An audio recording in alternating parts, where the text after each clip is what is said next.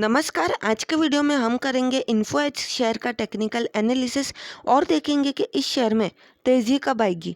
क्या इस शेयर में यहाँ से और गिरावट आ सकती है, इस शेयर को अभी हमें बाय करना चाहिए या फिर सेल करना चाहिए, और अंत में हम देखेंगे कि इस शेयर में हमारे शॉर्ट टर्म टारगेट्स क्या रह सकते हैं।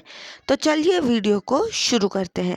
अगर हम बात करें इस शेयर में इम्पॉर्टेंट सपोर्ट लेवल्स की, तो यहाँ पर आप देख सकते हो ये वाला जो मैंने एरिया ड्रॉ किया है, या फिर हम कह सकते हैं रेक्टेंगल, ये एरिया इस शेयर के लिए एक बहुत ही स्ट्रॉन्ग सपोर्ट जोन है, क्योंकि पहले भी इस शेयर ने इसी जोन में सपोर्ट लिया था। उसके बाद इस शेयर में तेज़ी आ गई थी। तेज़ी के बाद गिरावट के वक्त पे इस शेयर ने सेम लेवल पर सपोर्ट लिया और यहाँ पर वापस तेज़ी आ गई, और वापस जब गिरावट आई तब इस शेयर ने सेम लेवल पर सपोर्ट लिया।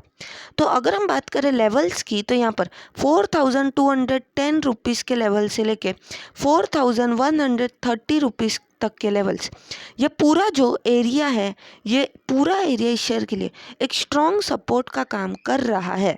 तो दोस्तों, अगर इस शेयर में यहाँ से गिरावट भी आ जाती है तो आपको टेंशन नहीं लेना है, क्योंकि वापस से इस शेयर में तेज़ी आ जाएगी। आइए अब हम देख लेते हैं इस शेयर में कुछ इंपॉर्टेंट रेजिस्टेंस, ट्रेंड लाइंस और रेजिस्टेंस लेवल्स को। तो अगर बात आती है रेजिस्टेंस ट्रेंड लाइन की, तो यहाँ पर आप ये वाला जो ट्रेंड लाइन देख सकते हो, ये trend line info as share के लिए एक बहुत ही स्ट्रॉन्ग रेजिस्टेंस है, क्योंकि यहाँ पर आप देखो इस शेयर में कंटिन्यूस एक अप ट्रेंड चालू था, पर जैसे इस शेयर का प्राइस इस ट्रेंड लाइन के इधर आया, उसके बाद इस शेयर में गिरावट शुरू हो गई, और गिरावट के बाद वापस जब तेज़ी आई तभी भी इस शेयर ने सेम लेवल पर रेजिस्टेंस फेस किया। यहाँ पर फर्स्ट टाइम, यहाँ पर सेकंड टाइम और यहाँ पर थर्ड टाइम। तो दोस्तों, आप समझ सकते हो ये बहुत ही इंपॉर्टेंट ट्रेंड लाइन है, और इन्फो एज शेयर जैसे इस ट्रेंड लाइन को ब्रेक करेगा, उसके बाद ही इस शेयर में तेज़ी आएगी।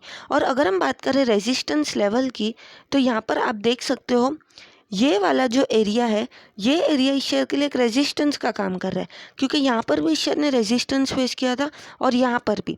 तो 5090 रुपीज़ का लेवल एक स्ट्रॉन्ग रेजिस्टेंस है Naukri.com या इन्फो एज शेयर के लिए। आइए अब हम देख लेते हैं इस शेयर में कुछ इंपॉर्टेंट टेक्निकल इंडिकेटर्स हमें क्या सिग्नल दे रहे हैं।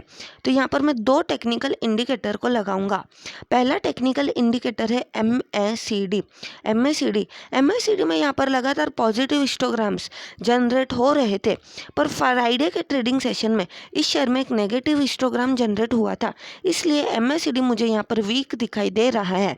और अगर बात आती है रिलेटिव स्ट्रेंथ इंडेक्स की, तो यहाँ पर आप देख सकते हो RSI है अभी 45 के नज़दीक में, तो RSI भी मुझे यहाँ पर वीक दिखाई दे रहा है। दोनों टेक्निकल इंडिकेटर्स वीक है। आइए अब हम देख लेते हैं मैं इस शेयर में कब एंट्री लूँगा और मेरे क्या टारगेट्स रहेंगे। पहले मैं इन दोनों को हटा देता हूँ। तो अगर बात आती है खरीदारी की, तो दोस्तों यहाँ पर सिंपल लॉजिक है। इस शेयर में अगर यहाँ से तेज़ी आती है तो ये शेयर यहाँ पर रेजिस्टेंस फेस कर सकता है, और अगर ये शेयर इसको भी ब्रेक कर देता है तो मैं इस शेयर को तभी बाय करूँगा। मतलब अगर ये शेयर अपना रेजिस्टेंस ब्रेक करता है, उसके बाद मैं इस शेयर में एंट्री लूँगा। तो मैं इस शेयर में तभी एंट्री लूँगा जब ये शेयर 5090 का लेवल क्लोजिंग बेसिस पे ब्रेक करता है।